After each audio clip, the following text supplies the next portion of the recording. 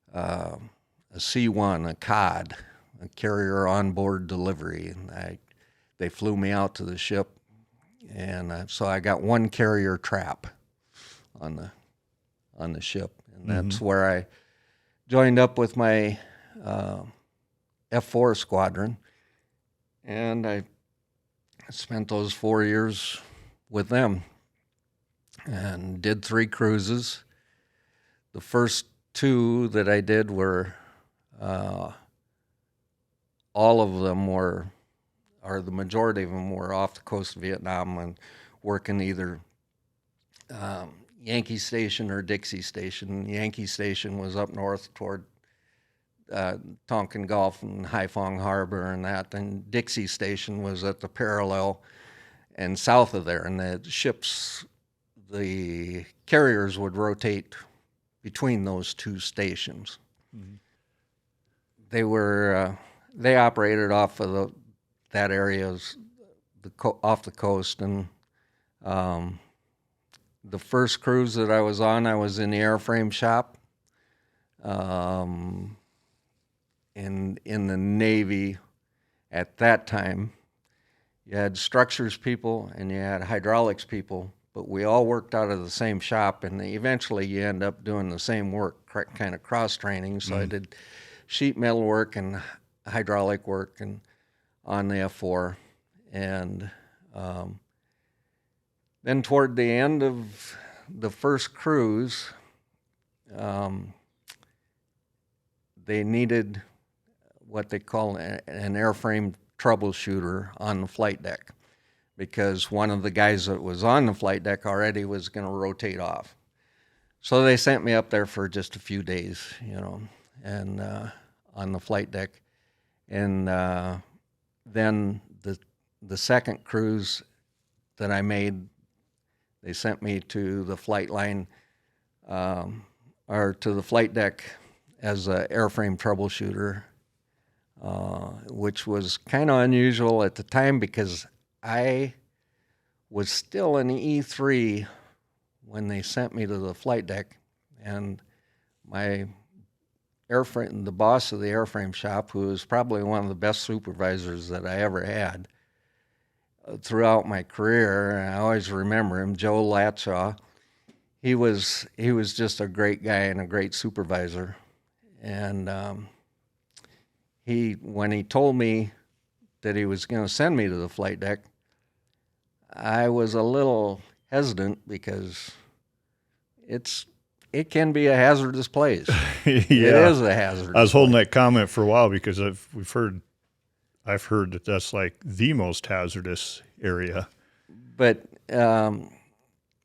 he said, "Well, I've got confidence in you, and I think you can do it." So he actually, in the Navy, there's so many small jobs that when you're out at sea, you've got you got to have people cook, you got to have people do laundry, you got to have people that work in the mail office. A lot of things that didn't necessarily have a specific career field. So what they do was they'd pull what they call non-rates out of a shop and send you to work with that group of people for 3 months, 4 months, whatever. In my case, when I first got to the ship, I wasn't there 2 days and they sent me to the ship's laundry. Oh, yeah. So I worked in the ship's laundry until there was another young non-rated guy that could come and take my place, and then I went back to the airframe shop. So it was coming around to my rotation again, where they were going to send me TAD, or the Navy Temporary Attached Duty, to another section. And Chief Latshaw, he said, "No, I'm not going to send him." Well, he took a lot of heat over that because he was defending this lower rated guy, Mm-hmm. And as it turned out, I had passed the test and I got a line number, and I was fortunate enough to get promoted to E4. So then I fell off that list where they weren't going to send me away anymore. So I went to the flight deck, and I worked the flight deck as an airframe troubleshooter for the second and third crews. It was good duty. It was fast moving. It was exciting, I guess you'd say, and it's easier to do when you're young and you're 10 foot tall and bulletproof. Mm-hmm. It was good. Did you have standard inspections that you had to do, like on each plane after it landed, or were you like at an emergency or as needed kind of position? Well, as a troubleshooter, what we ended up doing, and it usually had an airframe guy, an engine guy, electric shop guy, an engine guy, a radar or an an avionics guy, all on the flight deck. Mm-hmm. And, a standard launch procedure for, like out at the air guard where the guys are plugged in and you're talking to the pilot, that doesn't happen in the Navy. There's the plane captain or the crew chief. I think they call them crew chiefs now. At the time, they called them plane captains. He's out in front, and he's giving signals to the pilot about which system you're going to check. And one of these 5 or 6 troubleshooters, if they lowered the flaps, you signaled that the flaps went down. The ailerons up, ailerons down, tail hooks down, tail hooks up. You signaled all of that back to the plane captain in front, and he signals the pilot. So there was nobody talking to each other except by hand signals. Mm-hmm. That's all the things that we did. And then when they went to the catapults, in our case, where most time F4s were launching in full burner, and they had a J79 engine in them. And when they went to full burner, you could see 4 rings of fire come out, and that's how you signaled that they were at full burner, and it depended on the weight of the aircraft and everything. You always knew how much burner you were going to see before you went there, Mm-hmm. And most of the time it was full burner, because the F4 was a great workhorse for the Navy and Air Force for many, many years, but they are kind of a lead sled. They don't have the greatest aerodynamics. So Yeah, I've said it before where guys have said if you put enough thrust on a brick, it would fly too. yeah, they had to take it took a lot of juice to get them off the deck, and then a lot of wind. Cool looking airplane, no. Yeah. When I was a kid, that's when I really enjoyed looking at pictures of front view, side view. Yeah. Very sharp looking airplane. It looks bad. Just sitting parked, it looks bad. Yep. But I did that for the remaining 2 cruises that I did, and it was good duty. Mm-hmm.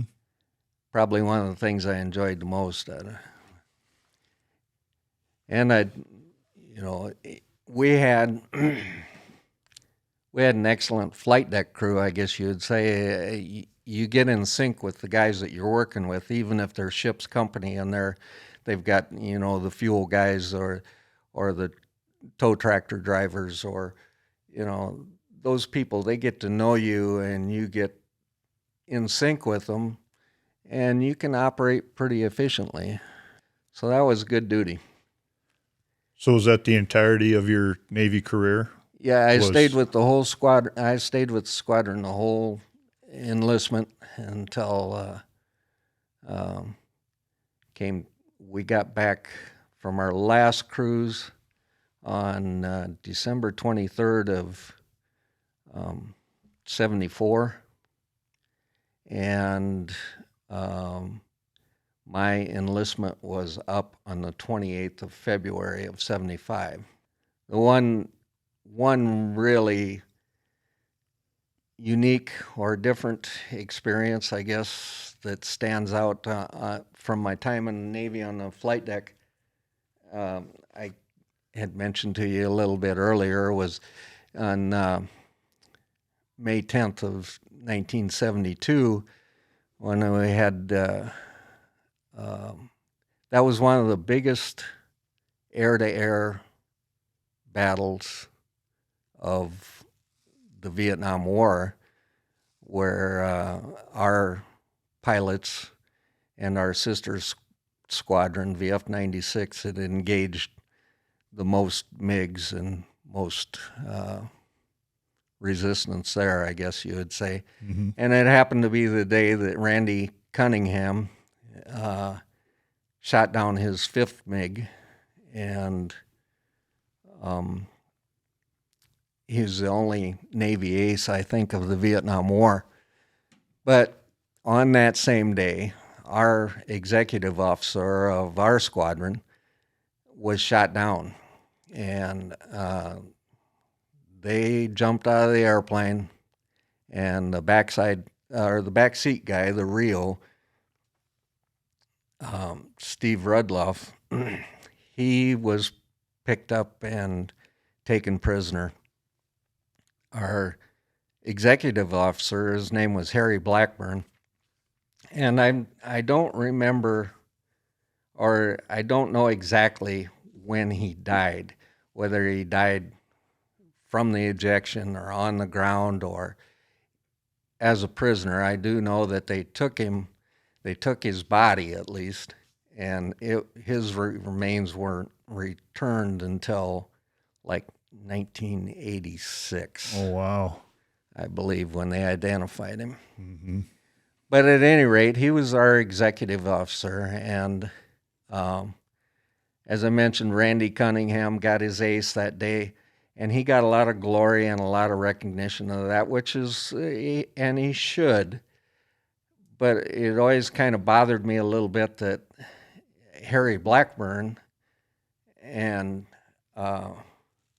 Steve Rudloff, they're footnotes. They're never mentioned, Mm-hmm. you know. Right. And it was the same day. It was the same air battle. They were on the same mission. Was there a name for that battle? It was during Linebacker 2, but I don't know if that particular air engagement was named for anything, I guess. So, as I mentioned, at the end of my enlistment, I was determined to get out at that time, I guess. And even though I had a good job and I enjoyed most of my Navy time, I was determined that I was going to get out and go home.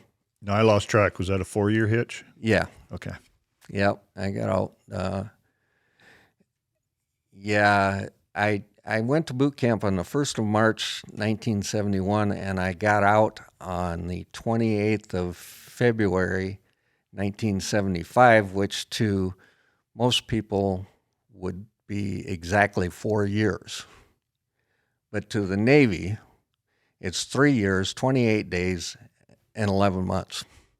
Mm-hmm. Or 3 years, 11 months, and 28 days, I should say, because everything's based on a 30-day month. Right. You know, so. Did you have an option for like a 2-year enlistment or something? At the time that I went in, no. And none that I was aware of anyway, the 4 and 6. Okay. And then it was shortly after that some friends of mine did go in for 3-year enlistments. Mm-hmm. You know. Yeah, because some of the guys I've talked to, they're like being drafted versus enlisting. Some of them just had to enlist for like 1 extra year or something. But maybe being in the Navy and on a ship maybe made a difference on. And, whatever the recruiter tells you, that's what you believe. Yeah, Exactly. And he gave me the options of a 4-year enlistment or a 6-year enlistment if I wanted to join the nuke program. Mm-hmm. Because if you went for 6, they would send you to 2 years of school before they put you on a sub or some nuclear. Didn't sound ship. too appealing to you, I'm sure. No, when you're 19, 6 years sounds like an eternity. Oh, and it kind of is. Yeah. At any rate, I got to the end of my enlistment, and I went for Lieutenant Commander Alvarez was giving me his enlistment spiel and telling me how valuable I was to the Navy and what were they going to do without me. And I said, "Sir, I am one grain of sand on a never-ending Navy beach." And he said, "Well, I guess this talk is done." He knew you were serious. Yeah. And so I got out and I went home, and I'd been in touch, keeping in touch with my girlfriend, who's ended up being my wife later on that year in 75. Through that whole time. Yeah. Well, Nice. actually, I was home on leave in 74, I guess. And I had started dating my wife then. Mm-hmm. And then we started writing and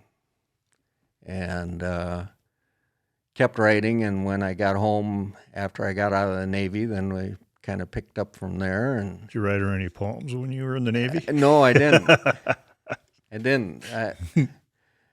Just letter writing, I guess. You bet. Getting to know each other. Then when I got home, I went to work for IBP, Iowa Beef Packers. I was in the maintenance crew there, and wife and I got married November 8th of 75, so it's coming up on our 50th anniversary this year.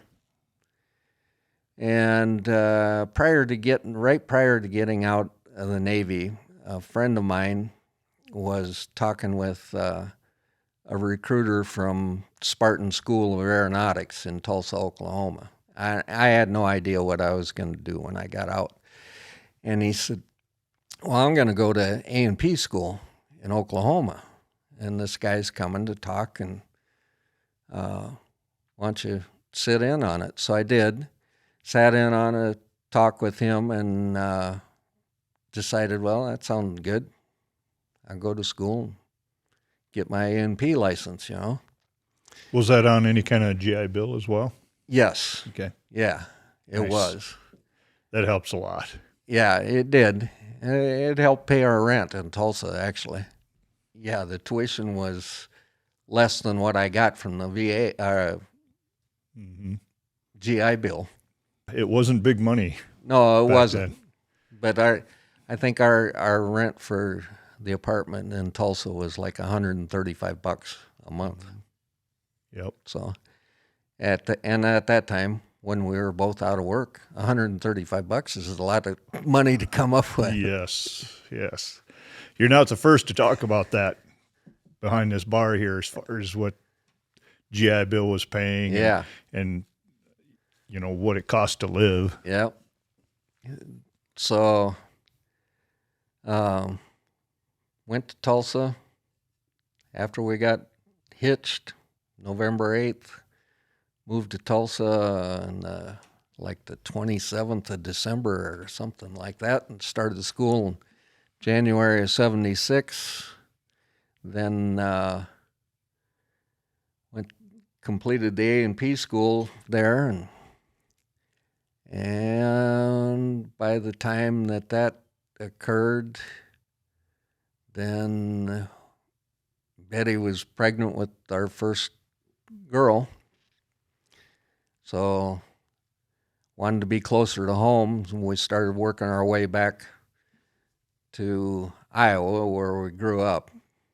and looking for a job along the way, and there just wasn't any jobs. So we ended up back living with her mom for a little while I was searching for a job, and eventually ended up at Business Aviation in Sioux Falls. Moved here, been here ever since. May of 77.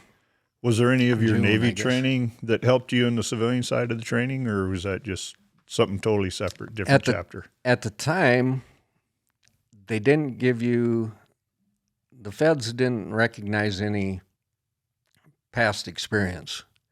Now they do. You can get credit for it and apply it toward your training as far as working toward your license. At the time, they didn't do any of that. You had to get the training. Essentially, what you did in that year and a half of school was you got trained on what was in the test. So, I mean, I did dope and fabric work in A&P school, and after I left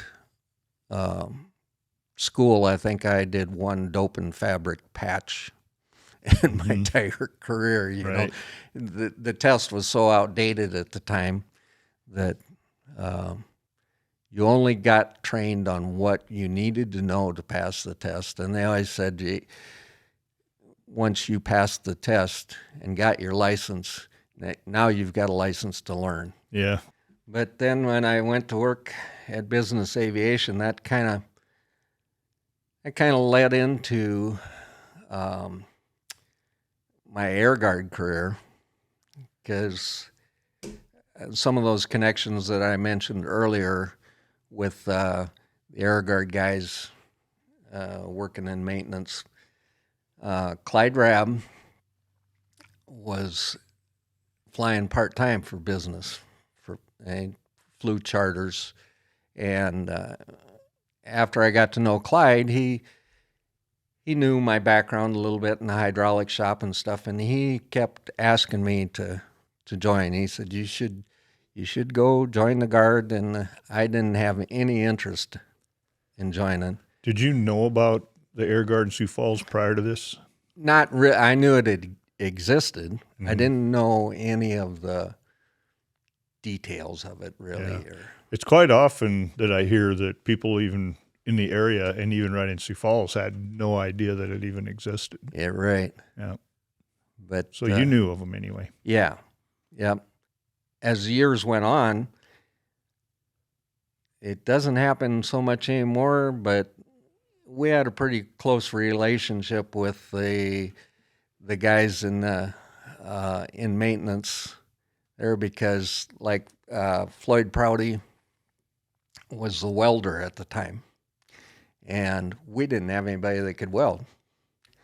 Well, we might show up on their doorstep with something that needed to be welded, and under the kindness of their heart and maybe a little gratuity, it would come back to us welded, you know. Nice. Bob Thompson, Zorba, you know, Orvar Asklund, and Cab Benson, all those guys we had a pretty close working relationship with. And one of the things, the back and forth between the Guard and Business Aviation was, you know, during major inspections, how sometimes you've got a little more material than you're actually allowed to have, or something that the inspectors wouldn't approve of. If there was a major inspection coming up at the Air Guard, Clyde might pull up to the hangar doors with a pickup load of extra hardware, equipment, things, and we'd hang on to it until after the inspection. They'd come back and pick it up and take it back to work. Stuff you couldn't put in the ceiling tiles. Yeah. Things that you couldn't hide away for whatever reason, you know.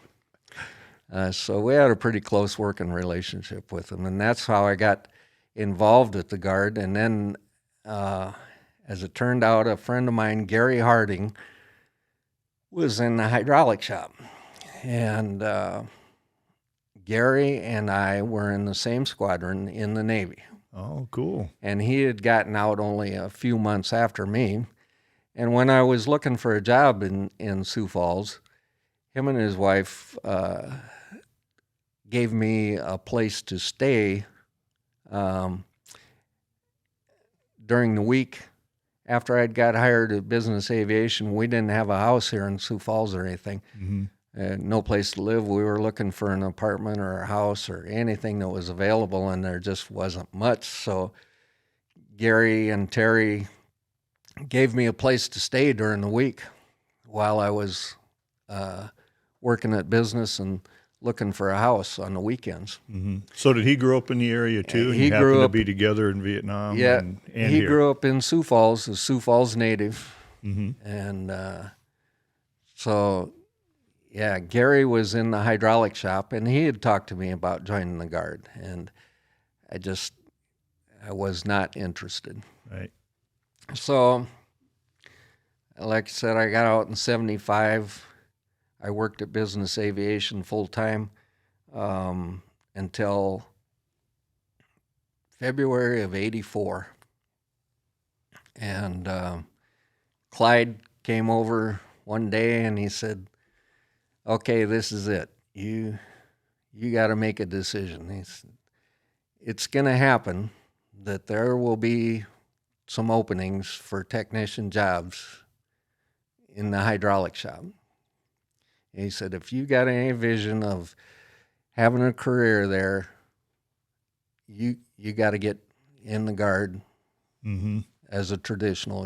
So I joined in February of 84, and in August of that year, I got hired into the hydraulic shop as a technician. As a technician? Yeah. Okay, sweet. Bob Spencer was retiring. Al Schroeder was taking over the shop, so it was Al and Don Renner and Scott Cruz and myself. Mm-hmm. So there was 4 of us there. Because there weren't near as many opportunities back then for openings for full-time technician. Right. And small shops like that, the turnover is questionable sometimes. Yep. But Gary had also applied for the job, and it got down to the 2 of us, and for whatever reason, Al selected me. So, Mm-hmm. but Gary moved on and did other things. He moved to Colorado, so he didn't stay with the Guard.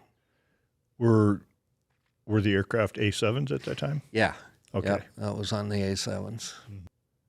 I was in the hydraulic shop for 6 years, I guess, until we knew that the conversion was coming to the 16s. And we also knew that the manning document, they were going to shrink the hydraulic shop. It was going to go from 4 guys to 2 guys. Uh-huh. And so somebody's going to have to move, Al had retired, and Frank Olivan got hired into the hydraulic shop. And Don Renner was the shop chief then. And then Don decided to retire early, and they never filled that job because they knew that we're shrinking. Mm-hmm. And at that time, I believe that was when Buck moved into a flight chief job. So there was an opening there, and I applied for a flight line job and got hired in there. Mm-hmm. And that's when I had 236. Yeah, go ahead and talk through some photos there. This one it was the commander's airplane at the time. Brian Beatty was the commander, so this one here, I don't know where you want to show them, Jim, like that. Yeah, I'll put them up on the screen as well. Okay.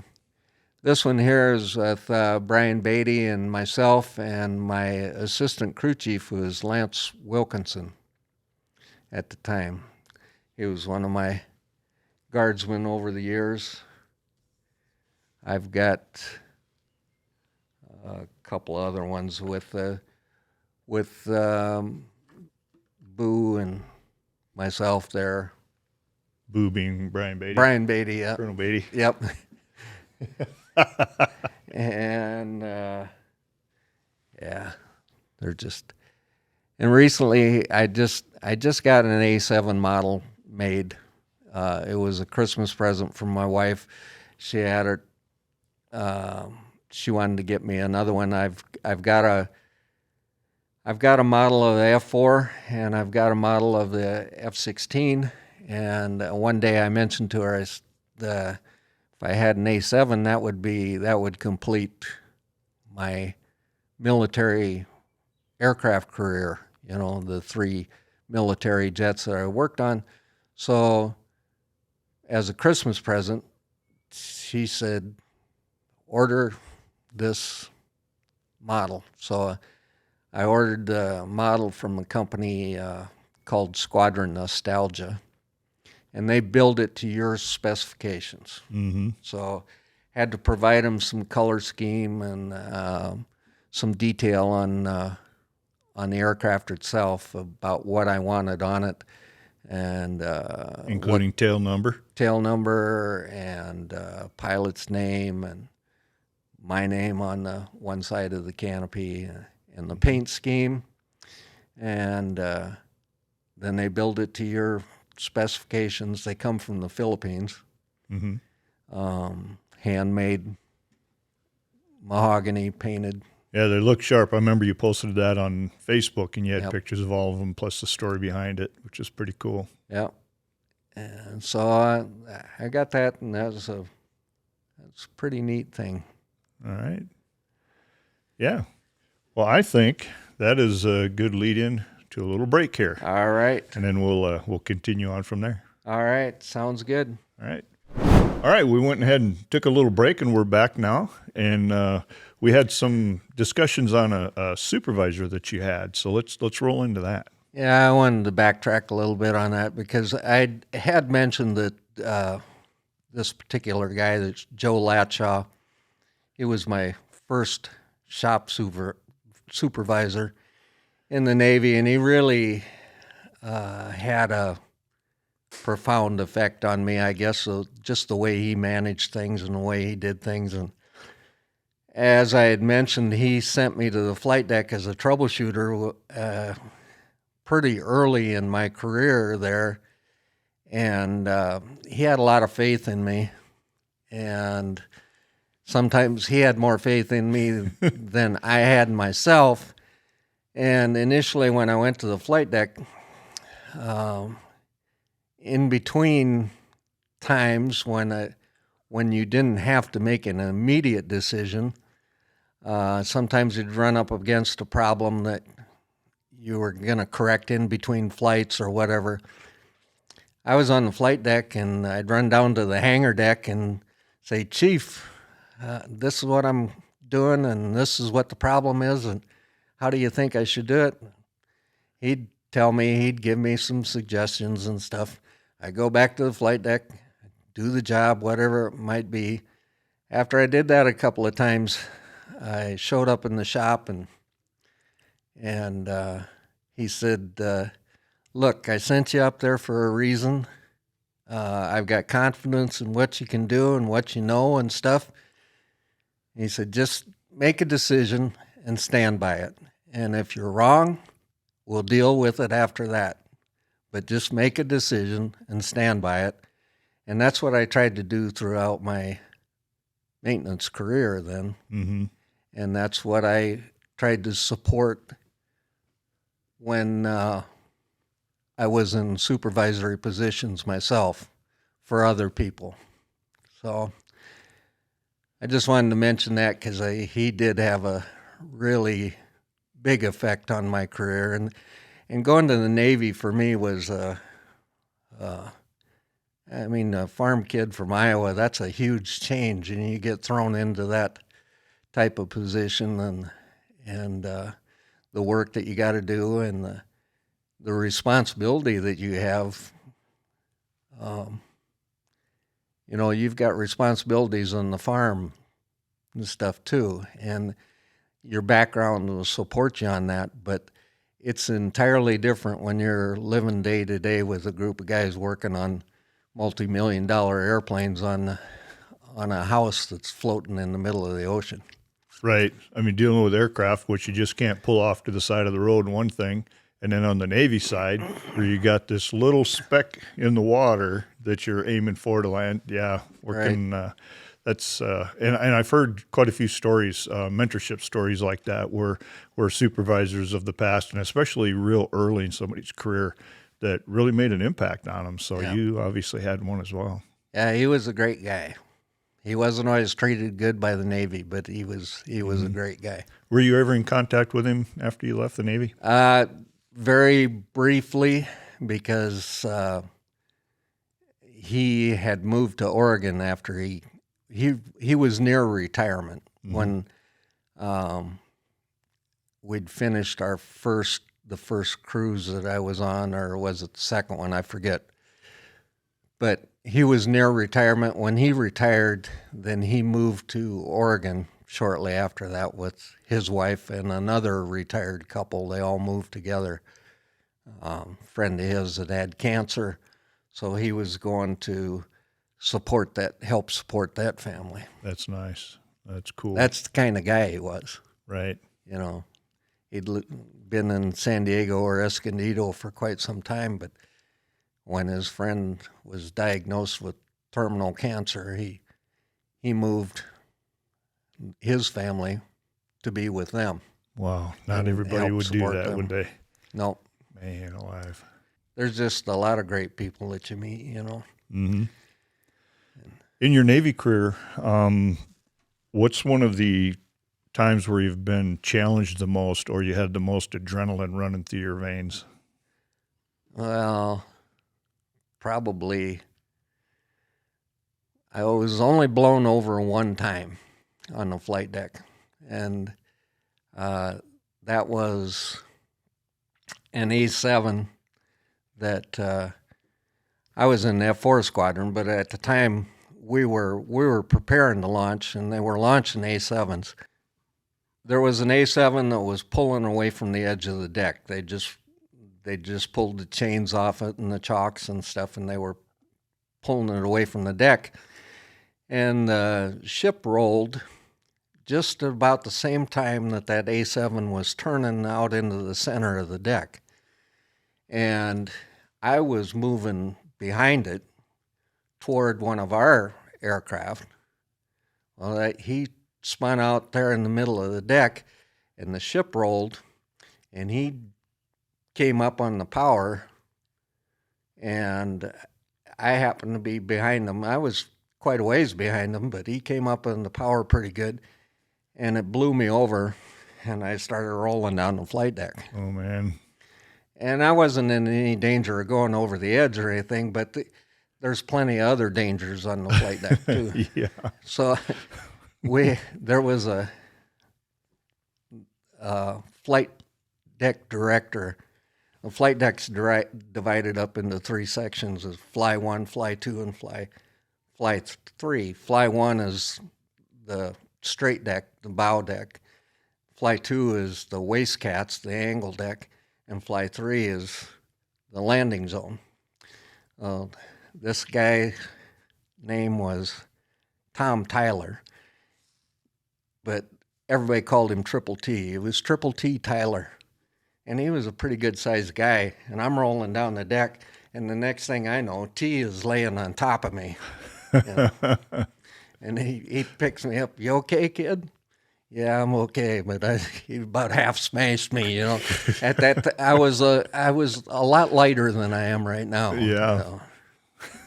So he just dove on you to stop you from Yep. rolling. Yeah. Oh, He was a good guy, Triple T Tyler. And I heard that I'm on a Facebook flight deck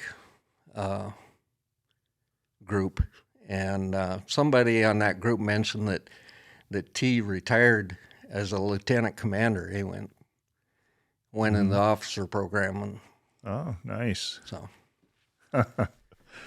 What's one of your most rewarding times in the Navy? most rewarding. Oh,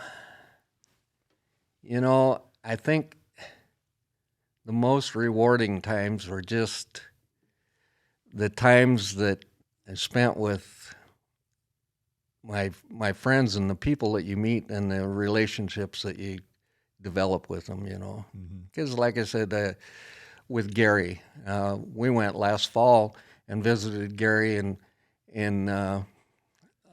Myrtle Beach. That's where he's living now, And another friend, Frank Petrillo, that a few years ago, 3 years ago, we were in Florida with him, and it's a bond, it's a connection that you just never really lose. We, like in Frank's case, I hadn't seen Frank in 47 years, But when we went there, it was like yesterday. That had to be a blast. So those I think, are the most rewarding times and the memories that you have of the guys that you meet, the things that you do, and some of the things that you probably shouldn't have done. Yeah. And those are probably the most fun to talk about, probably. Privately. Yeah. Yeah. So we're progressed into your Air Guard career then. Yeah. Like I said, I was in the hydraulic shop, moved to the flight line, crewed 236 until it was the last A7 to go to the boneyard, as I recall. And then worked through the conversion to the 16s, Went on the acceptance team. Wasn't on the first group of acceptance. I went on the second one, I believe it was, and we were at Ramstein, in Germany. That was 91-ish, I 91. think we were, yeah. Yep. Or was it? Let me see. It would have been January of 92. The first airplanes, I think, showed up late 91. And then would have been January of 92. Yeah, because it took a while to get them all in. Yeah. Yeah, it did. But it was about a 6-week trip there. And I took my wife and my daughters were fortunate enough to come over for 10 days and spend 10 days there in Germany, and they had some adventures there, and That's a good place to go and visit somebody in the military. Yeah, Germany's got a lot to offer. Yeah, they did, and they had some challenges. Starting from the very beginning, they were supposed to fly into Frankfurt, and it was so foggy that they got diverted to Cologne, and they had to sit on the ground at Cologne for many hours. They wouldn't let them off the airplane. They wouldn't feed them. They didn't have any customs there, or I'm sure they had customs, but anyway, customs wouldn't accept them there. So they sat on the airplane for many hours. And this was not too long after my oldest daughter, had been diagnosed with diabetes, type 1 diabetes. And so food is critical to keeping that blood sugar balanced. And that was one of the things that they didn't have. They weren't feeding them anything. And my wife has told us many times about sitting there and waiting and waiting and waiting and not knowing when you're going to get off the airplane, because they decided that initially they were going to fly them back. Well, it remained too foggy. So then they decided they were going to bus them all to Frankfurt. But they didn't know when that was going to happen exactly. And Angela hadn't had any food for quite some time. And Betty spoke with one of the flight attendants there, and they said, well, we don't have anything. And she said, well, she needs to eat. She's got to have something. There's got to be something. So this flight attendant went to the first class section and gathered up food that the first class passengers had not eaten. Yeah. You know, and took it back to my wife and gave it to her, and Angela said, "Where'd that come from?" And she said, "That's leftovers from first class." And she said, "I'm not eating that." And Oh, no. my wife said, "Yes, you are. You're gonna eat." So yeah. Then they got on the buses. They got transported down to Frankfurt, and I'm waiting at the airport. I've been there hours, and no word. The airlines wouldn't tell us anything. Finally, they said, yeah, they're coming by bus. And I met every bus out there on the curb to see whether they came off. No cell phones or anything like that, you know. And Was that a couple-hour drive for him as well? yeah, I don't between? remember. It was a healthy transport there. It was quite a while. So, But anyway, that's the way the trip started. And then, as I said, it was so foggy, and we had rental cars for the acceptance team, and they had given me one of the cars to go pick them up at the airport. It was my wife, my daughters, and one of my wife's good friends. And so they finally got there on the bus, and we were heading back to Ramstein, or actually we were staying at Landstuhl, which is a few clicks from Ramstein. And it was tremendously foggy, like that. Yep. And I'm driving, and I drive by the exit. We got lost on the Autobahn, you know. Oh, no.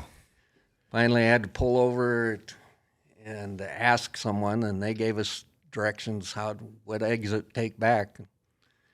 Got back there. So that was the start of their Germany trip. That's one thing I can't stand, being lost in a country that I don't speak the language. Yeah, and we couldn't, visibility was just terrible. It was terrible. Yeah. But, yeah, that was the start of their trip. And, over the course of the years, Angela, that was only one complication that she had, with her diabetes. She was what they call a brittle diabetic, and she was taking insulin shots, and she had a resistance to the insulin, and they tried every insulin on the planet to try to control things. But what would happen was she would take insulin, and things would go along good at whatever rate, and then her blood sugar would start creeping up, and they would increase the insulin, and eventually it'd get to the point where she was taking pretty massive doses of insulin, but her blood sugar was not coming down. Then, all at once, her blood sugar would crash, and then she was going into diabetic shock, and we'd have to take her to the hospital. And one of the first years that she was diagnosed, she ended up in the hospital 11 times in 12 months. And eventually, her endocrinologist put her on an insulin pump, which at her age and at that time was practically unheard of. She was like, I want to say 14, and insulin pumps were relatively new, and they figured that adolescent kids like that couldn't handle the technology and run the pump right and stuff. And that was no problem for her to figure that out and to run that pump. And that saved her life, really. Good. Then that pump would just give her minute amounts of insulin, and her control was much better. Because it's constantly sensing. Yeah. Yeah. Yeah. And they're advanced. They're really advanced. You know, you see advertised all the time on the patches they put on their arm for monitoring, and it's all of those things that they Broadcast right to your phone, do they? Yeah. Those newer ones? Yeah. All of those things that they talked about were things down the road. They always said, yeah, coming down the road in the future, you know. Well, that was... You got a handle on it then, at least. Yeah, for many years. And then she got the very first Young Heroes Award that Craig Towns and Lee Sogstead, Kathy Anderson, they were all heavily involved in starting that program up. And they gave Angela the first Young Heroes Award. I believe that was about 91, somewhere in there. So did they do special things for her on the base for the day? They had a presentation there for her. And yeah, this one here is after they had given it to her. I think I was the staff sergeant at the time. Pretty cool. With the whole family there, and Allison, her sister. Yeah. And I didn't know if they did more things, kind of like a Make-A-Wish kind of thing or not, because I think the program kind of built up after that, and they would do more special things for them during the day as well on base. But eventually,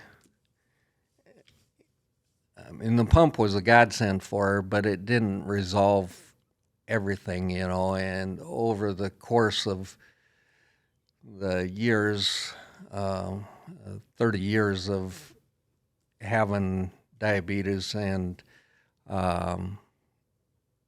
having tough time controlling it and things like that, eventually it worked into kidney disease, and she was on dialysis. She was doing at-home dialysis versus in the hospital.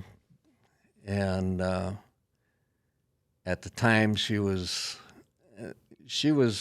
kind of an exceptional kid in that she was working 2 jobs and going to school for nursing at the same time. She was a pharmacy tech, and she worked at Hy-Vee and Avera. And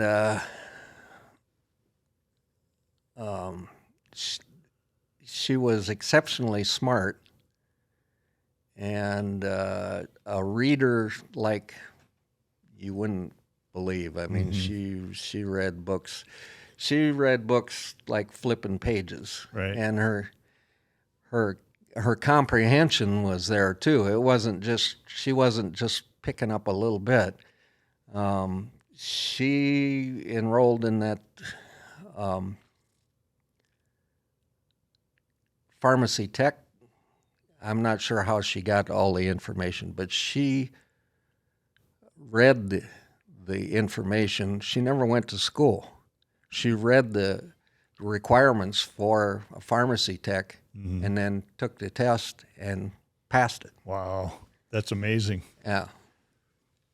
She was quite the reader, exceptionally gifted. Very cool.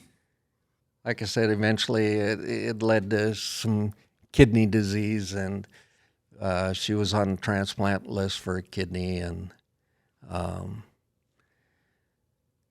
then in 2018, in the late spring, early summer, she started having some problems with nerve damage, and she was doing physical therapy in the hospital at Avera, and when she was also having some, it would look like bruising on her legs, and it was very tender and sore. And one of the PAs there diagnosed her as having calciphylaxis, which is a very rare disease, one of those zebra diseases that they're so rare they call them zebra diseases. Wow. But it attacks. What happens is calcium buildup in usually starts out, I guess, in fatty tissue, and there's a calcium buildup from your blood, and it shuts off the blood flow to that area, and that skin or that area starts to deteriorate and die. And that is what happened with her. And the treatment for it is just terribly painful. The disease itself is painful, and the treatment for it is painful, and it eventually works its way into other organs.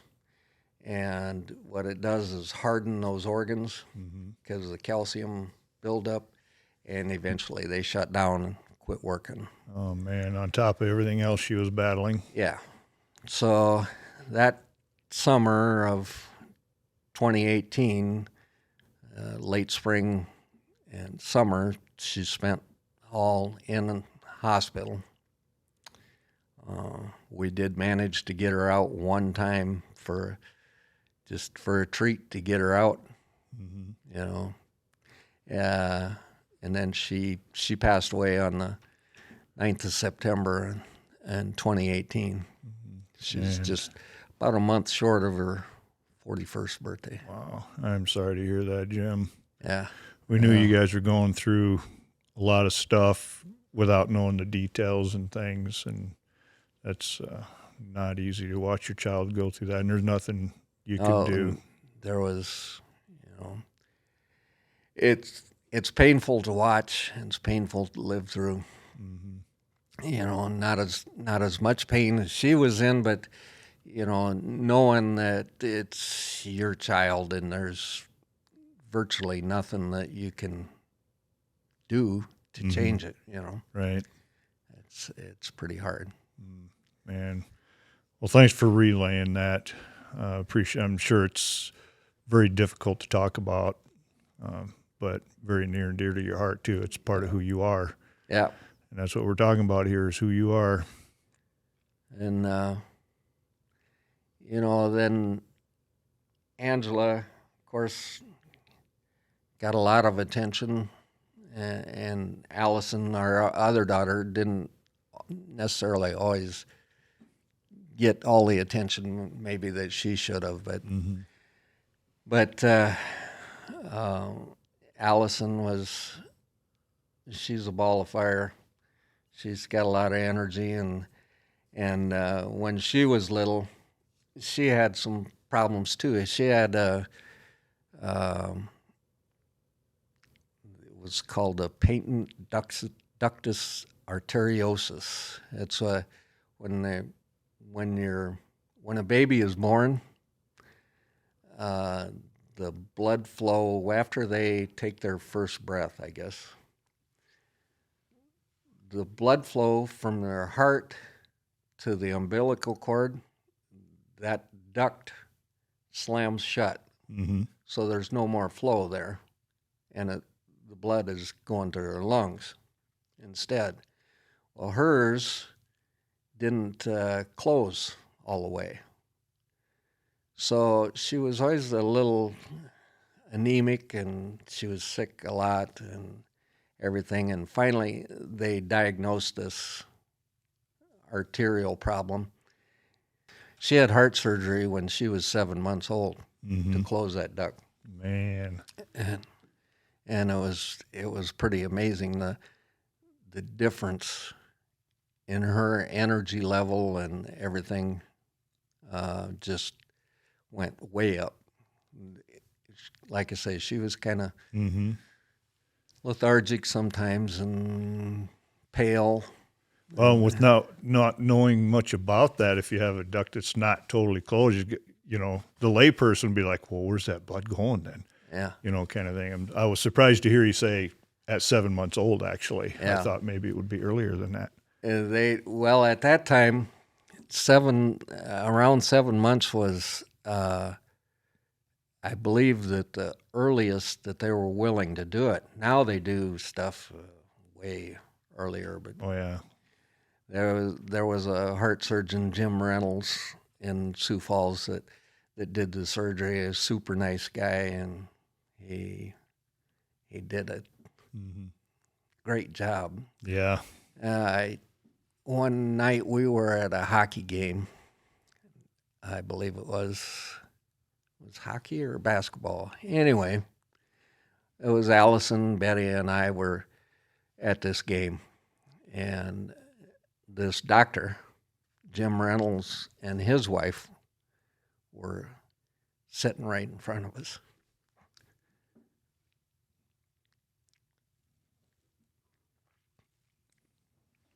Yep, just take your time. So when the game ended,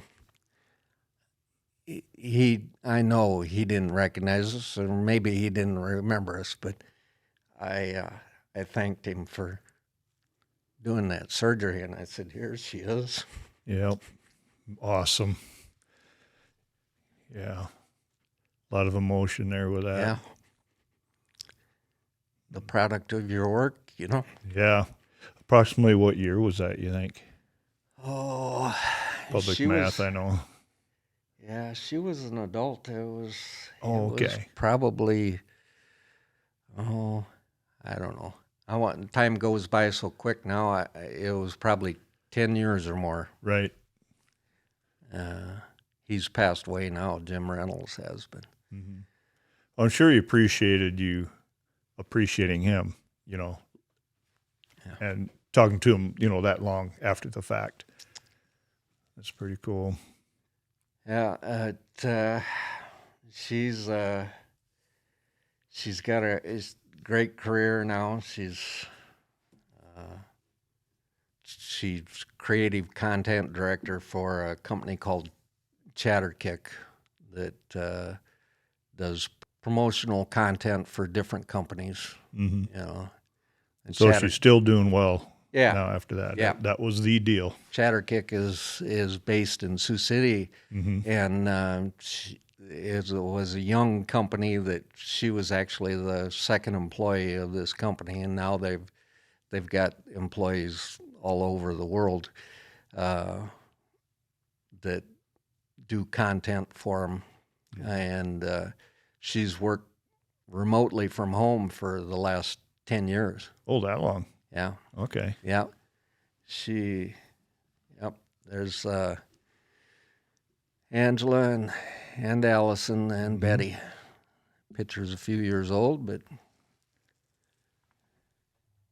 Very nice. yeah, she does all of her work from home, as well as the other people within the company. They don't have a brick and mortar office. The owner of the company lives in the dunes, and everybody else works remotely. They get together for special occasions and stuff, but that's all, I mean, they've got one person in Ireland. They've got somebody in Colombia. They've got people in Europe. So it's pretty amazing, she started out with this company, and she got two fantastic kids, our grandkids, Ethan and Lily. Ethan's about to turn 13, so that'll be something. Here in a couple of days, as a matter of fact, in 3 days or so, he's turning 13, and Lily will be 10 at the end of July, and they're great kids. They got a couple of great parents. Allison's husband, Josh, he works for KSFY, and he does the promotional. He produces the promotional stuff for the news department. So any of those advertisements that you see with featuring like Phil Schreck or Thor or any of those guys on there, he's produced those spots for him. As well as now he's the drone operator for him too. So if you see drone footage filmed, he's the guy that's doing the drone footage. Yeah, that's gotten pretty popular lately for real estate agents and things as well. But they're a good couple, and they're great parents. They do a good job. Yeah, and you got them local here. Yeah, there's a lot to be said for that as well. and Yeah. So what year did you retire then out of the Air Guard? 2011. 11. Yep. Okay. I had a lot of broken time. I had 9 years of broken time. So I was going to ask you that earlier, and I forgot. 9 years. From 75 till 84. So I was fortunate in the aspect that I was allowed to stay until I was 60. And that doesn't happen for everybody, I guess. Yeah. So how many years technician did you retire with then? I had 28 years as a technician and 4 years in the Navy, so combined 32 years. What are some of the countries you traveled to when you were working for the Air Guard? Oh, boy. For the Air Guard, well, I guess went to England, Belgium, a couple of times to Belgium, Germany, Singapore. Curacao, did you do that one? I didn't get to Curacao. Had some circumstances there with Allison's college move, where she, we knew that trip was coming up, and we were going to be moving her from college back home in between years and the start of the trip or whatever the timing was. So I wasn't going to be available. And when it came time to the actual move, Allison said, "Oh, I don't think I need any help moving. I've only got this. I've been moving a few boxes at a time. I've only got this much stuff. You can go ahead and go on that trip." I said, "Well, that's not quite the way it works, You can't just." So that one was one that I missed. Or I shouldn't say I missed, because I didn't miss a lot. Right.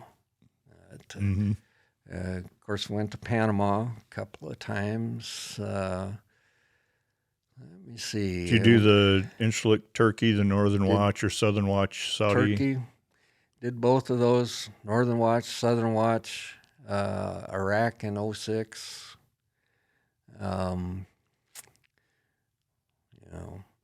Multiple times to Tucson, I guess, and around the country, Yeah, and temporary duties as opposed to deployments. Right. What'd you think of that Balad trip, Iraq? Actually, I never really felt threatened there Mm-hmm. in Iraq. I know there was reason to be for other people, if you're outside the wire, or if you're one condition there where it only made me slightly nervous, I guess, was I forget what I was doing. I was the dock chief at the time, but we had some hazardous waste problems that we had to deal with. And the hazardous waste dump was on the opposite end of the base. And for us, the only way to get there was drive around the perimeter fence, And that perimeter fence, the road was next to the perimeter fence. Yeah, I think you went past ammo and stuff Yeah. on the way there. So you never knew what was on the outside of that. But daylight hours, were pretty safe there. And I never really felt threatened there. Working with the regulars took a little bit of time to get in sync with them, so that they would respect us as a unit or whatever, Mm-hmm. But they were pretty demanding. They wanted to know answers, and they wanted a short, quick answer to everything. Mm-hmm. Especially on why are you holding up my airplane in the docks, and through phase, whatever. But yeah, it was an interesting trip. I turned 55 on that trip, and I've told people this story before, but when one morning our maintenance officer had us in a formation out in front of one of the shelters, and he said, "I've heard that there's a birthday this morning, or today. Senior Master Sergeant Kelley, how old are you?" I said, 55, sir. And the regulars, those young regulars, Active thought, duty folks. wow, this guy is ancient. Tons of people that weren't even close to half your age. Yeah. So it was kind of a surprise for some of them. Mm-hmm. Yeah. Active duty gets surprised quite a bit when they see, techs and masters and, especially seniors out kicking tires and launching jets. And I don't know. I think it's something to be proud of in the Guard. Yeah. It's a Guard family. A lot of experience there. Uh-huh. Yeah. It's definitely a Guard family. And that rolls me into this piece of paper here a little bit. Oh, yeah. Might be a good transition for this. Yep. Entitled, "Whose Turn Is It Anyway?" February 25th, 1999. Looks like a month after you built this bar. You made this. And I'll let you go ahead and explain this, and go ahead and read that baby for us. Well, a little background on it. Over the years, there was always a question: if we had a 2-seat airplane, who was going to get the next ride in the back seat? Who deserved it, who earned it, who shouldn't get it, and why is he getting it? And with the F-16, there was a time when there were no rides given, and then it opened up, and so there was a lot of debate about who deserved to get in that back seat. And it got to be, for me anyway, it got to be kind of a distraction from the job that was taking up so much energy, people wondering and debating why I don't get a ride. And maybe that's partly because I'm not a great flyer. My ears bother me and stuff. I didn't really compete for those backseat rides like a lot of guys did, or have the initiative to go after them. Mm-hmm. So I wasn't too disappointed, but I was irritated by people thinking that they deserved more than somebody else. So One day I sat down and I wrote this. Whose turn is it anyway? Another TDY, and it's the end of the day. The 114th gathers for refreshments and play. Conversation turns to who it will be to get the next ride in the F-16D. The crew chief says with obvious pride, it's certainly I that deserves the next ride. Who else is out there day after day to send the pilots safe on their way? In heat and in cold, we're always there. I should be next to go in the air. Munitions says we're there too, almost the same amount as you. Bombs on target, that's our goal. Who plays a more important role? So as any fool can plainly see, the very next ride should go to me. Try as you may, as hard as you can, no motor, no fly, says the engine man. We take great pride in providing that power. A ride would be our shining hour. Avionics should ride because I'm sure you know it's computers and such that make this thing go. A wizard should fill that empty back seat. To fly without us would be quite a feat. The electrician spoke up. It is fly-by-wire, and of this whole conversation I'm beginning to tire. Answer this question, where would you be if we weren't providing the AC/DC? Hydraulics said next, it's all quite clear. What would you do with no landing gear? In addition to that, how many souls would give up hydraulic flight controls? Sheet metal spoke. Your argument's lame. No one rides without an airframe. And from the docks, how many ways have we saved this airplane going through phase? Look no further. Let the discussion stop. You people are nowhere without tire shop. The tire man said, you do understand. No tires makes it hard to take off and land. Hold on here, said a voice from egress. Without our equipment, think of the stress. All of this talk is really neat, but where would you be without our seat? I can't dispute thinking of that sort, but no one's more critical than life support. So really you see the point may be moot. There is no flying without helmet and suit.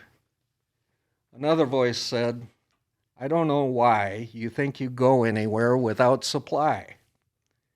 I know you think maintenance is a form of high art, but you can't do squat without a good part. Don't forget us, we maintain the zine, and our fuel shop is the best ever seen. Then POL says, let me give you a class. You can't even start if I don't give you gas.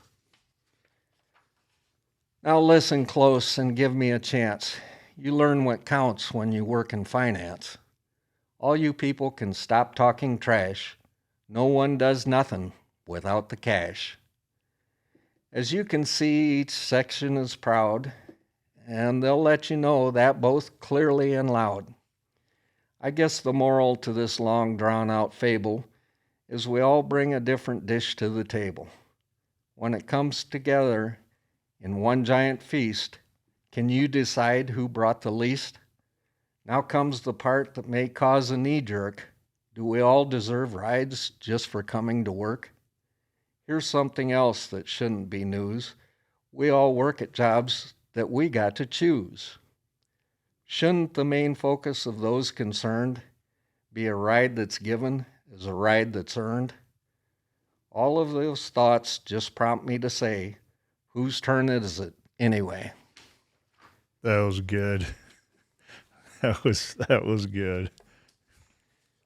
That was written in frustration, you might say. Yeah. Well, sometimes you get tired of hearing whining, you know. Yeah. Yep, Chris Ledoux got a song called $5 Fine for Whining. I think we used to have a Woodburn sign up here that said that. We still might be. I'll have to look around. But yeah, that's really cool. I just loved your poems. So many people spoke of your poems, you know, the retirements and Christmas parties. You would do Christmas party ones that dealt with things that would happen through the year. Yeah, I tried to do a little review and not hurt too many feelings. Sure.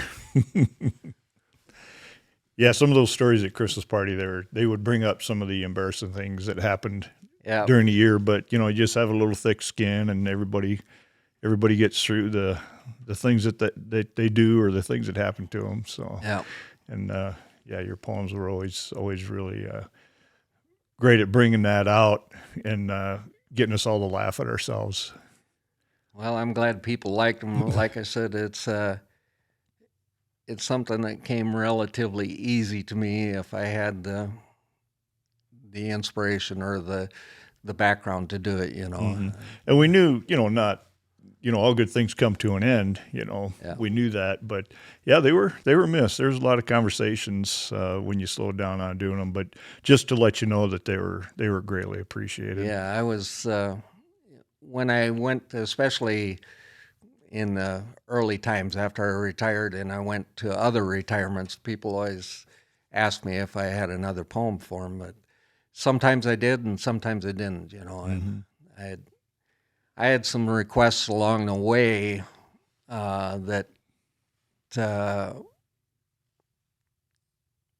when this happens, will you do a poem for us? So I kind of Ed Smithback was one of those. Lonnie at a retirement party. Lonnie asked me way in advance years in advance of Ed's retirement. When Ed retires, will you do a poem? Yeah, I will.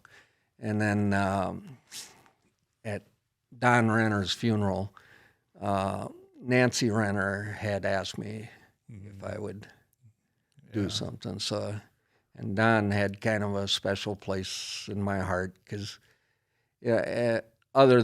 besides working with him and Scott and Frank and Al and Bob, but Don, we always got along well. He was a good supervisor, and he got me into trap shooting. He had been asking me for years if I wanted to shoot on his trap shooting team, and when your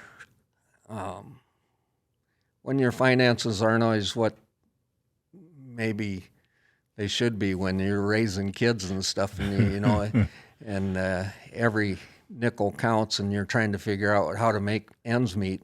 I'd always put him off, and then when the kids were raised and got closer to my time, I joined his trap team, and we shot trap up until the time that his joints would no longer take it, and he retired from that.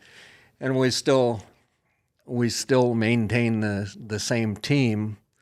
All the members of the team have changed except for me and Dan Wheeler, but we still are the Bird Busters, and for a while we attached DR to the front, Don Renner's Bird Busters. So there you go. It's a memory. That's cool. It's great to have a tribute like that for people that mean so much to you in your past and mentors and stuff. Yeah, a lot of good people. Mm-hmm. A lot of good memories and good experiences. What's one of your most challenging experiences in the Air Guard? Challenging, most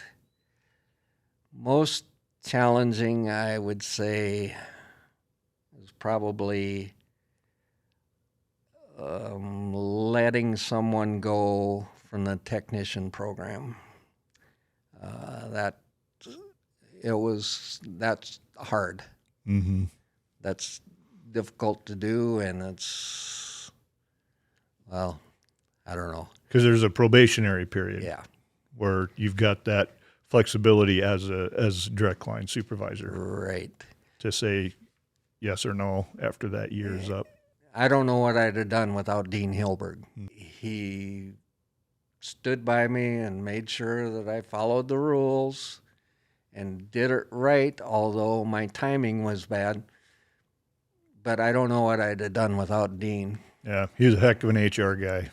Yeah. A lot of knowledge. And he could interpret some regs that aren't so easy to interpret, Right. and do it correctly. Yeah. Yeah, he But helped a lot of people. That was a difficult time. And yeah, so let's swing it to what's some of the most rewarding times you had in the Air Guard. well, my time on the flight line, I really enjoyed that because I had so much flexibility, so much independence to just to do what needed to be done, and all I had to do was do my job. It was rewarding to know that every time I launched an airplane, I got one back. Yep. Takeoffs equal landings. That's right.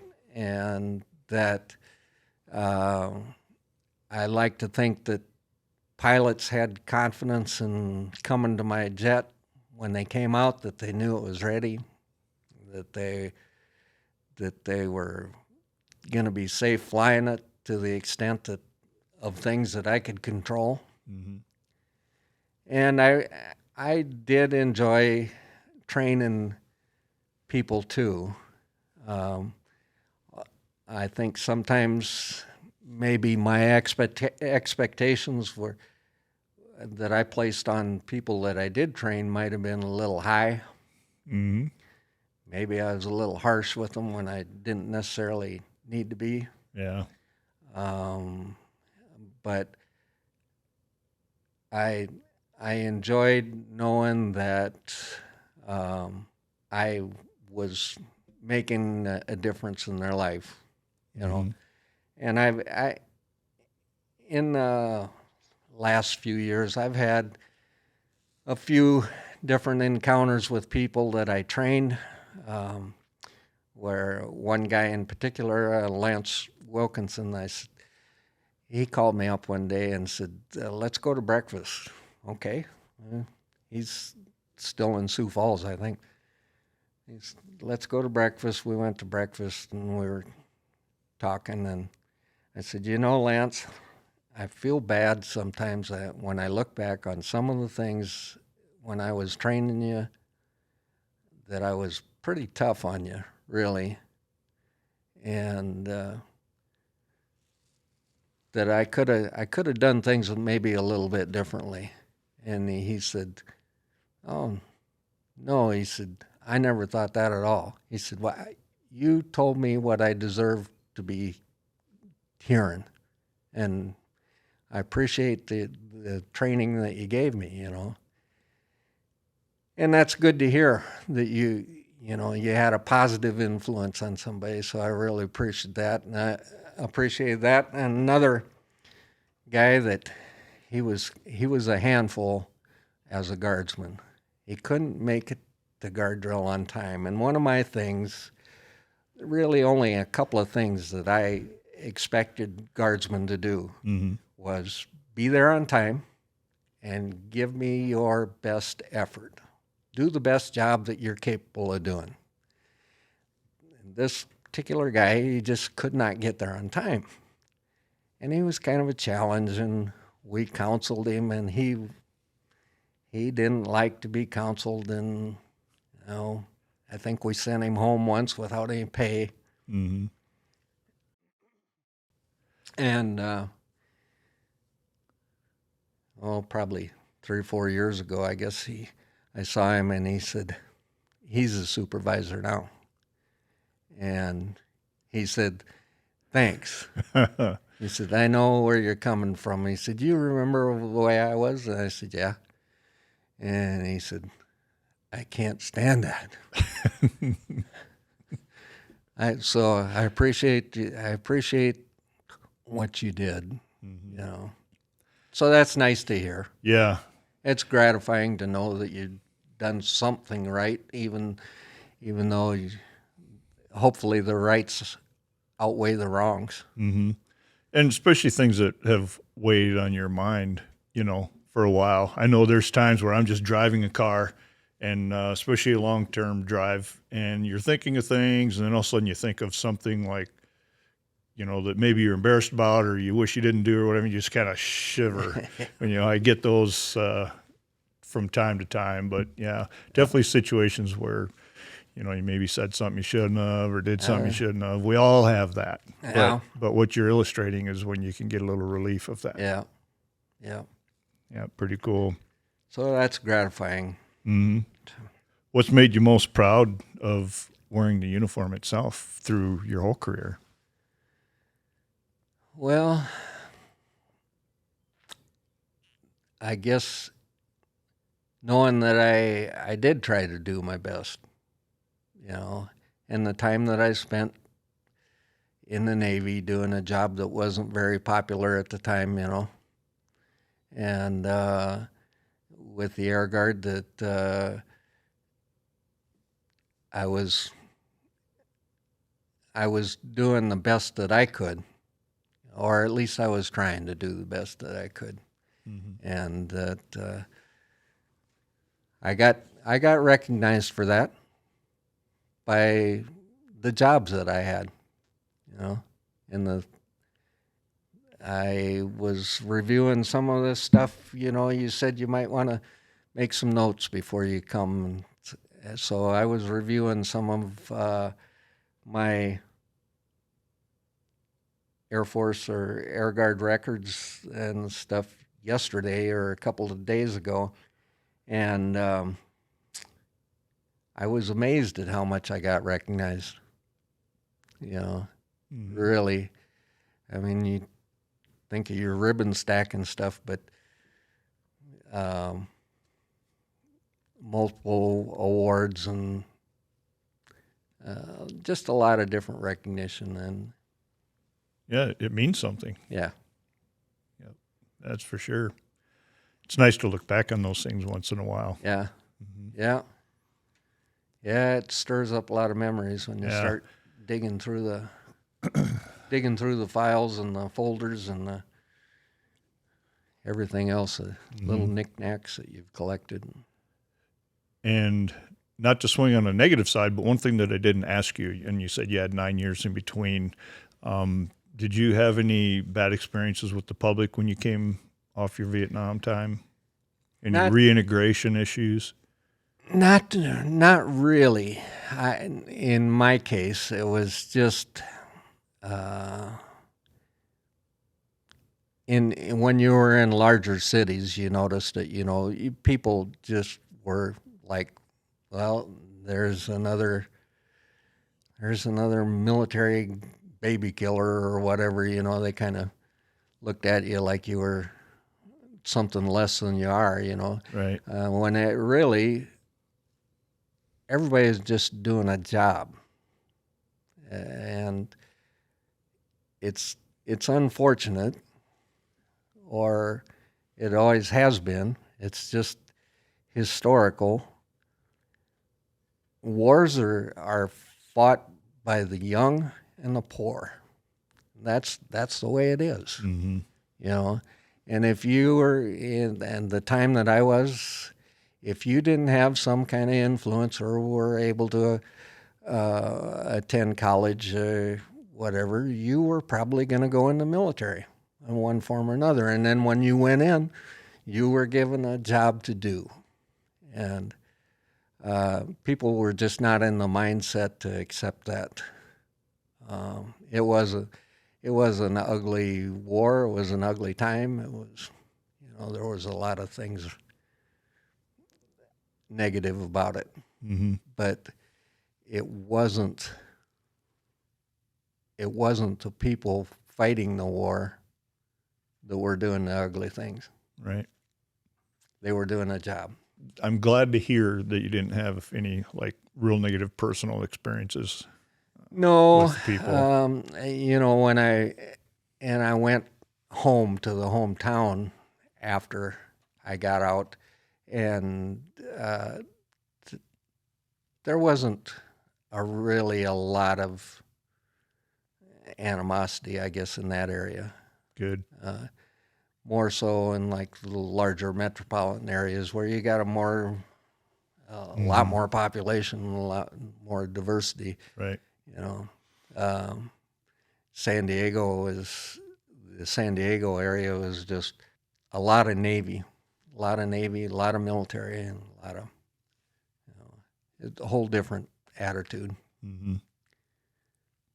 Yeah, there's a guy that I interviewed who go to church with him, Al Sandvig, and he never really talked much about his experience at all, even with his Vietnam buddies who they would go out together with at times, a couple of other guys that I've interviewed. But one thing that I took note of when he talked about when he returned, and he was in the Canton area here, but he said in this area, he said the worst he got was silence. So I thought that was pretty cool and quite the perspective. So even if somebody had some thoughts like that, at least they weren't throwing it out at him, around the home area. So like you said, your home area was pretty decent to you. Yeah, I think so. Good. Yeah, I was going to ask you, we'll go ahead and look at your list there, see if, did we miss anything that you've got written down there? Oh, I think about the only thing I didn't mention was these balloon inspections. That was kind of interesting, little sideline that Arnie Jensen actually got me into.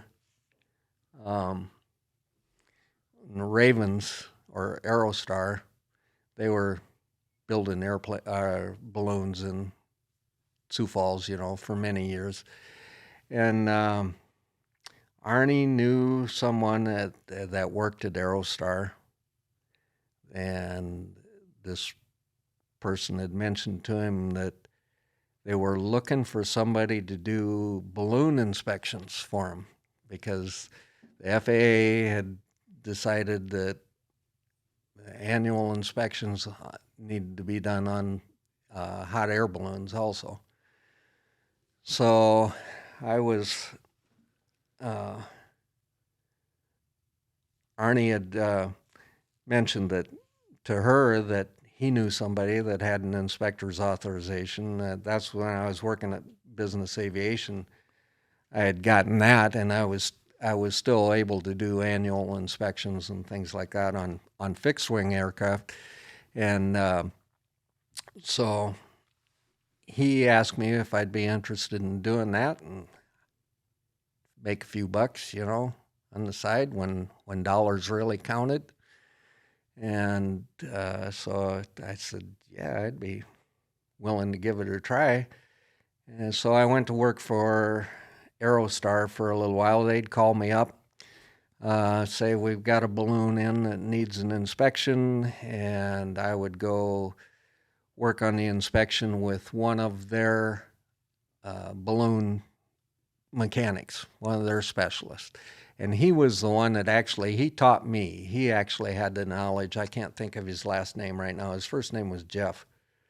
But anyway, he had the knowledge about the fabric and the seams and the testing and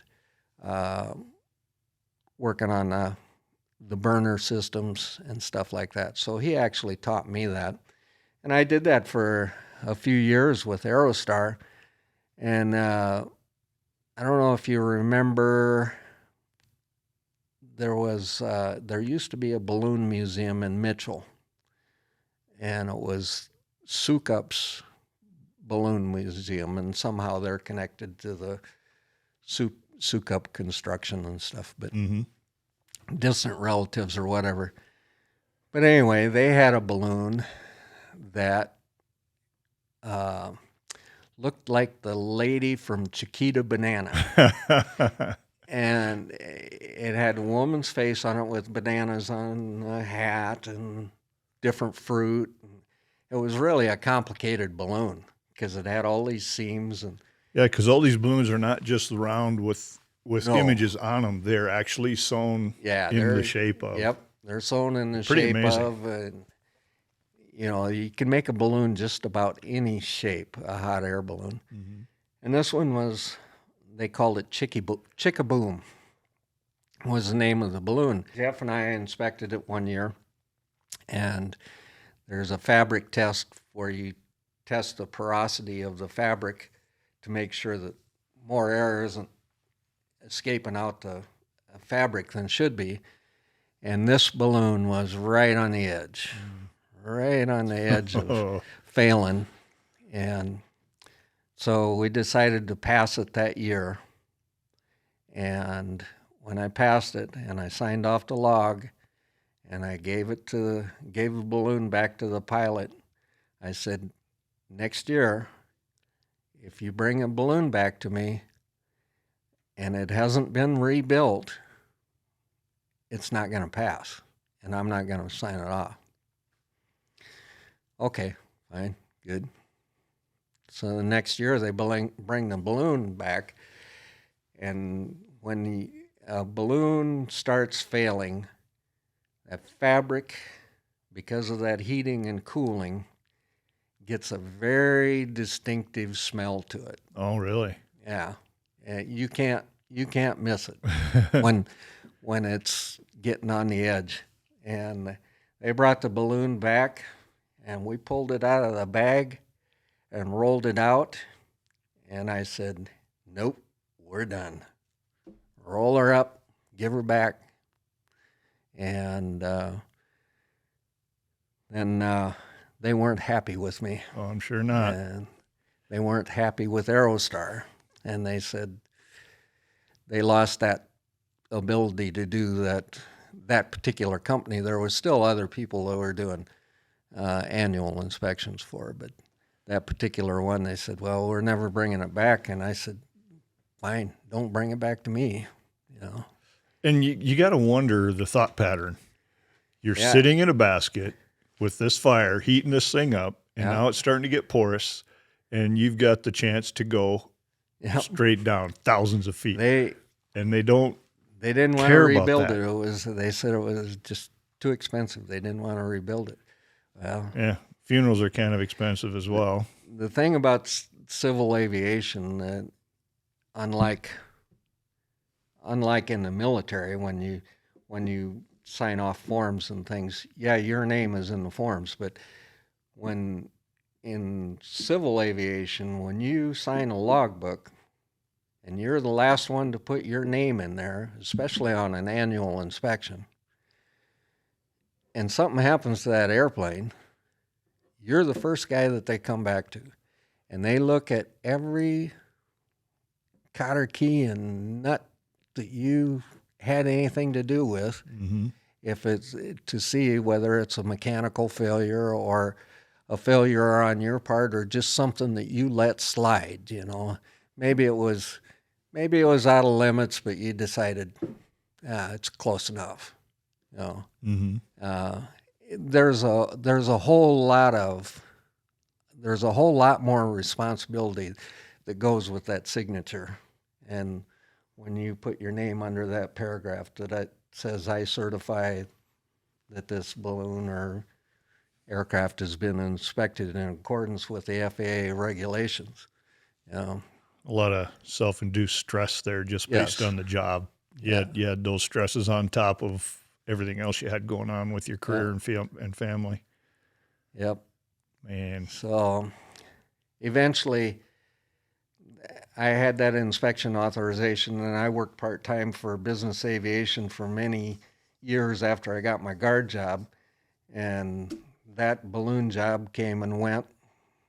But eventually, when it came time to renew my inspector's authorization, I didn't feel like I was staying current with civil engine aviation, you know, with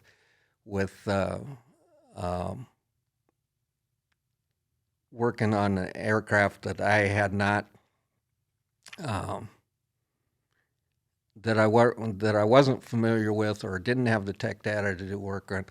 So eventually, I just wrote a letter to the FAA and said, I'm surrendering my license. mm-hmm. My A&P license, I can still work on an airplane with an A&P license, but I can't do the inspection. The inspection portion, I see. Yeah. That they never, an A&P license never expires unless it's surrendered. What is it? Surrendered or revoked by the FAA. Yeah. So you still have that. Yes, I do. I don't carry it around with me anymore, but I do have it in mine for years and years. Mine was just a typed in paper license, and I don't know, 10 years ago or something, the FAA finally issued a permanent metal one. They went to metal licenses. Okay. Huh. But Yeah. So quite early on, we talked about hobbies when you were younger. What do you have anything for hobbies now? Are you still like doing the shooting? And yeah, I'm still doing the trap shooting, although I recently had some shoulder surgery, so I'm healing up from that. And like I said, I shoot on the same trap team that Don Renner started. And right now, Dan Wheeler is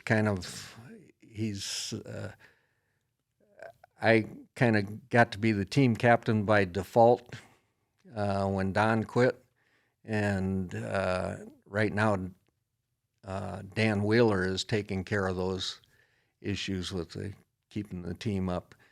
And hopefully, I'm getting pretty well healed up here, or I think I'm going to be able to shoot half a season. So how long of a season is that? it's 20 weeks. Oh, that's plenty. Yeah, it's 20 weeks. Well, it's a 20-week season that you shoot in 18 weeks.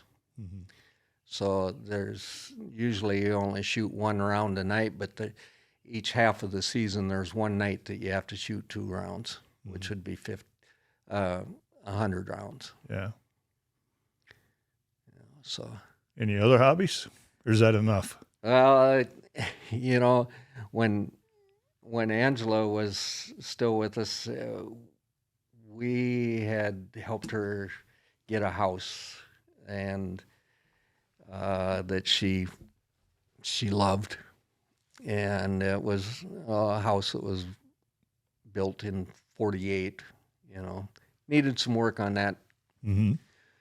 So I kind of did a lot of little remodeling things and adding things to it, build her a patio, and I'm sure she appreciated all that.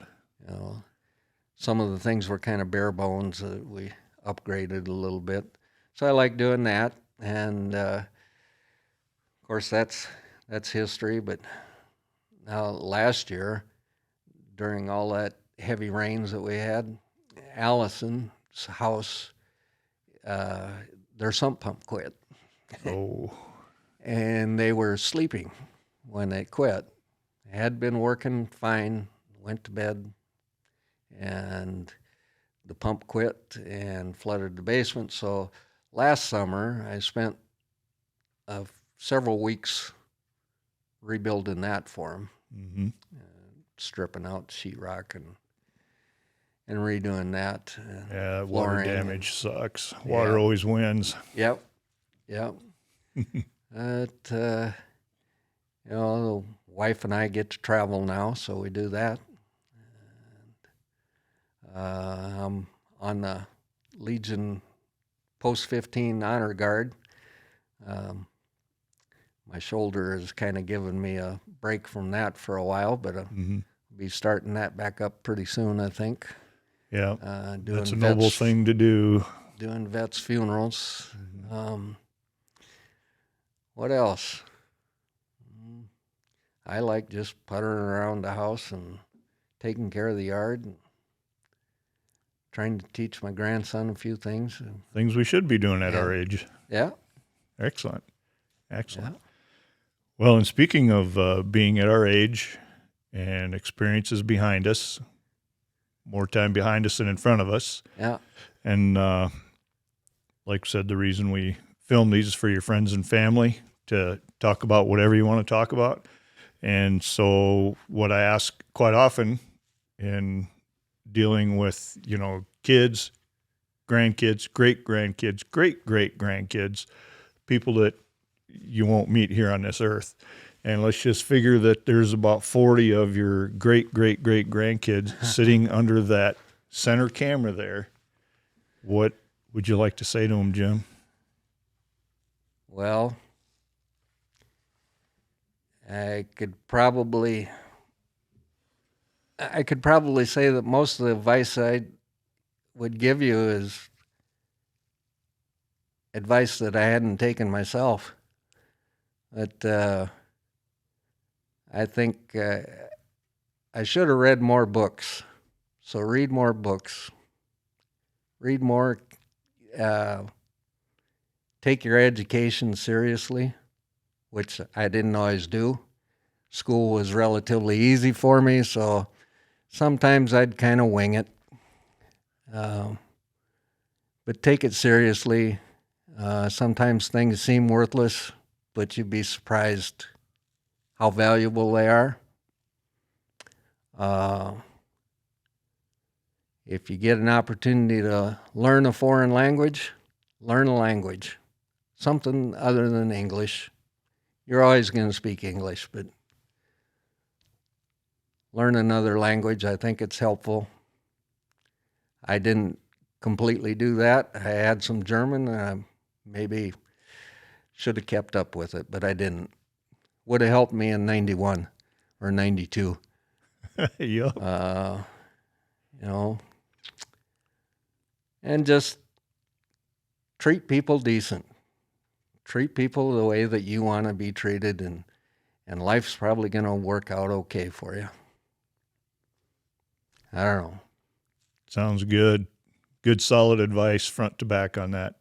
Like I said, I could have probably taken some of that advice better than I did, but yeah, we can all say that to a certain extent for sure. The old hindsight is 20/20. The other thing I'd say too is travel different places if you can afford it, if you have the opportunity to, whether it's in the States or outside of the States. If it's safe and you can afford it, travel. You'll be surprised at what you meet and what you learn. Mm-hmm. Yep, there's a guy on public TV, I can't remember exactly the wording, but he would quote Mark Twain about something about travel, international travel is the way to get rid of almost every prejudice. Yeah. I think was the word he used. Something similar to that Mark Twain said. That, like you're saying, it opens your mind. Yeah. Yeah, there's a whole world out there that I didn't see as a farm kid in Iowa. That's for sure. We don't want to get stuck in our own little worlds too much. And that initially going into the Navy, that's a master class in world politics and meeting people. Mm-hmm. It's a good way to put it. All right, Jim. I think that's a good way to end this. Thanks for coming. Thanks for taking the time and opportunity to come out here and do this. This was a lot of fun. Thanks for having me, and I hope I don't bore the socks off of anybody that looks at this. Nope, this was good. Thank you. All right. All right. Thanks, Jim. Thanks for watching.